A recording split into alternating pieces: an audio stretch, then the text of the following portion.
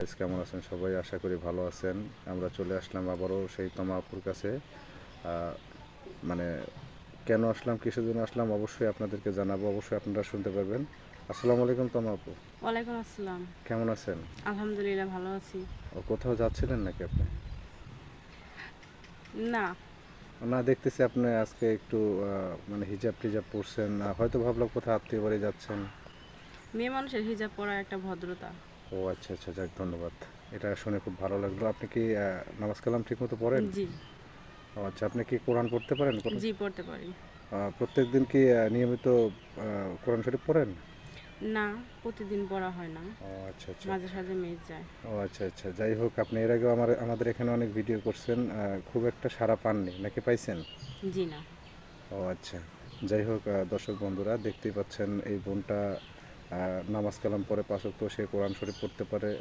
কারণ সবসময় আমি দেখছি যে অনেক মেয়েরা আছে যে আহ, অনেক রকমের ক্যাটাগরির, কারণ এনার ক্যাটাগরিটা অন্যরকম। দেখেন, অনেক সুন্দর, অনেক নম্র ভদ্রভাবে আছে। আপু, আমি আপনার ব্যক্তিগত জীবনের কিছু প্রশ্ন করতে চাই, যদি অনুমতি দেন। অবশ্যই। আচ্ছা, আপনার শুনছি মা তো মারা গেছে, তাই না? জি, আপনার ঘরে তো সৎ মা। জি।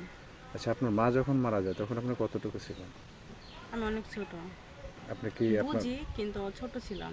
আপনার মাকে কি আপনি দেখতে পাইছিলেন? হ্যাঁ, দেখতে পেয়েছি। ও আচ্ছা, আপনার মা যখন মারা যায়, মারা যাওয়ার পরে তখন আপনি তখন আপনার অনুভূতিটা কেমন হয়েছিল এই পৃথিবীর উপরে? পৃথিবীতে মা বাবা আছে সব থেকে অনেক আপন। মার চেয়ে আপন আর এই পৃথিবীতে কেউ হয় না। আর যার মা নেই সেই বুঝে মায়ের কি কষ্ট।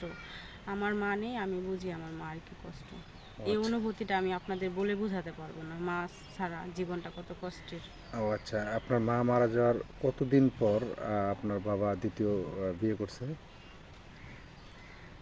সঠিক আমার টাইম মনে নাই কতদিন আচ্ছা, পরে করছে। আপনার দ্বিতীয় মা মানে আপনার সৎ মা আপনাদের ঘরে আসার পরে আপনার সাথে কি প্রথমে ভালো ব্যবহার করছে নাকি খারাপ আচরণ করছে, কোনটা? হ্যাঁ, প্রথম অবস্থায় ভালো আচরণই করছে।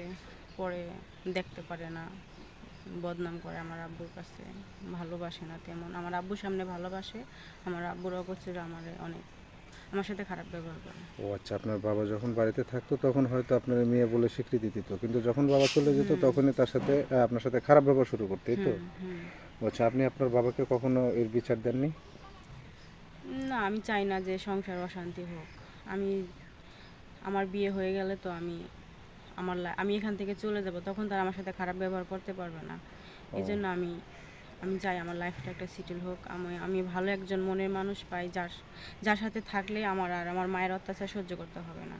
হ্যাঁ, আমরা তো জানি এখন আপনাকে যেখানে বিয়ে দিক হয়তো 1 মাস হোক, 2 মাস হোক, আর 6 মাস অন্তর হোক বাপের বাড়িতে আসতে হয়। আচ্ছা, যখন জামাই নিয়ে বাপের বাড়িতে আসবেন তখন আপনার মা যদি তার সাথে খারাপ ব্যবহার করে, আপনার হাজবেন্ডের সাথে খারাপ ব্যবহার করে, তখন আপনি কি করবেন? তখন তো আমার আব্বু থাকবে, খারাপ ব্যবহার করবে। একটা মানুষের সাথে, নতুন একটা মানুষের সাথে তো খারাপ ব্যবহার করবে না, এটা আমার আশা। কিন্তু মানুষ যতই খারাপ হোক, এতটা খারাপ না। আচ্ছা, ঠিক আছে। আচ্ছা, যাই হোক, আপনার কোন ধরনের পাত্র পছন্দ, গরিব না ধনী না মধ্যবিত্ত? সে গরিব হোক, টাকা পয়সা না থাকুক, তাতে আমার কোনো সমস্যা নাই। কিন্তু আমাকে নিয়ে সে সুখে থাকবে, আমাকে কেয়ার করবে, আমাকে অনেক ভালোবাসবে। আমিও তাকে অনেক ভালোবাসতে চাই। আমার জীবনে অনেক কষ্ট দুঃখ হয়েছে। যা বাকি লাইফটা আমি তার সাথে সুখে শান্তিতে থাকতে চাই। সে আমাকে যেখানেই রাখুক, ডাইল ভাত খাওয়াক, গাছতলায় রাখুক, বাসতলায় রাখুক, যেখানেই রাখুক, আমাকে যেন সে কেয়ার করে, আমার দায়িত্বটা যেন সে ভালোভাবে পালন করে।